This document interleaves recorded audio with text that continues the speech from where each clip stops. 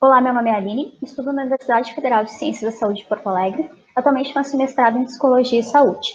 Estou trabalhando com o Dr. Francisco, que é neuropediatra no Hospital da Criança Santo Antônio, com a professora Gabriela Wagner e com a professora Adriana Serafim. Minha pesquisa é com crianças com epilepsia, por isso surgiu a ideia de fazer uma revisão sistemática da literatura, onde a gente vai ver sobre a avaliação da inteligência em crianças com epilepsia.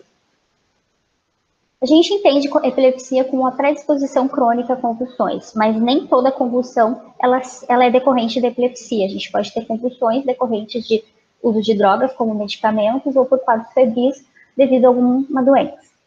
A gente sabe também que o aparecimento da epilepsia em idade muito precoce, ou seja, crianças que têm epilepsia muito cedo, normalmente ela vai estar associada a problemas de desenvolvimento e um maior risco de comprometimento cognitivo.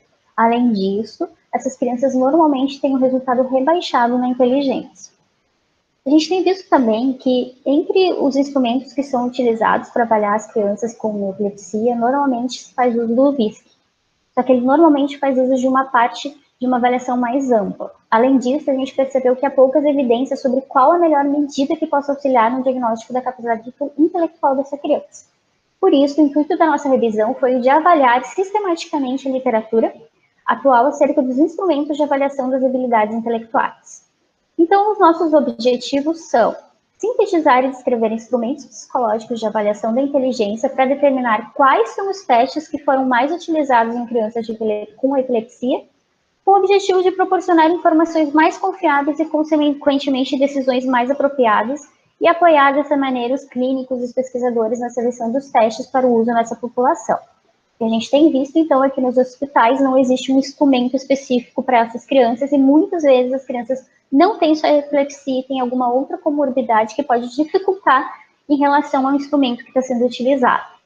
Então, o material e o método que a gente utilizou o método PRISMA, onde nós pesquisamos no PubMed, PsychoInfo, Scopus e Cielo.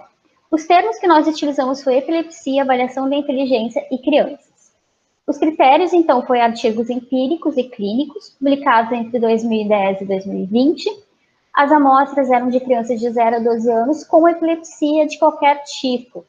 E a inteligência ela deveria ser avaliada por algum instrumento psicológico. Nós extraímos desses materiais que nós encontramos autores dos estudos, anos de publicação, país, desenho do estudo, o instrumento de inteligência e a revista que foi publicada. Continuando, então, nos nossos resultados e discussões, nos 31 artigos, nós encontramos 27 instrumentos. Aqui nós estamos citando somente os que mais apareceram, tá? E o VISC apareceu com 51%, seguido das escalas Bachelor pré-escolar para crianças, né? As escalas Paley, de desenvolvimento infantil, o CFTR, que é de livre cultura, e as matrizes progressivas de rede. Entre os anos de 2017 e 2018, foram onde a gente encontrou a maior quantidade de publicações. A maior parte dos estudos, então, eles foram publicados na Índia, na Holanda e no Egito. Os estudos longitudinais foram que apareceram com mais frequência.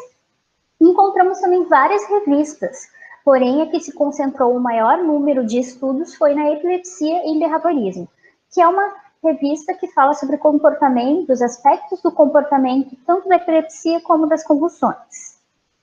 E para finalizar, então, a nossa conclusão, apesar de não termos terminado ainda de escrever o nosso estudo, o nosso artigo, nós colocamos aqui uma conclusão mais geral, né?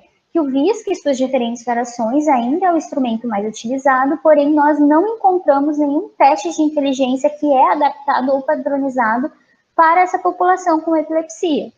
Então, nós precisamos contar com um instrumento que seja adaptado e padronizado para poder, então, proporcionar informações mais confiáveis e decisões mais apropriadas quando formos avaliar uma criança com epilepsia.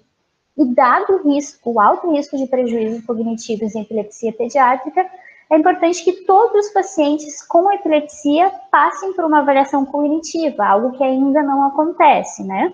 Para permitir suportes e intervenções que possam maximizar a qualidade de vida tanto do paciente quanto dos seus pais ou dos seus cuidadores. E essa, então, foi um pouquinho do nosso artigo, né? Aqui são as nossas referências.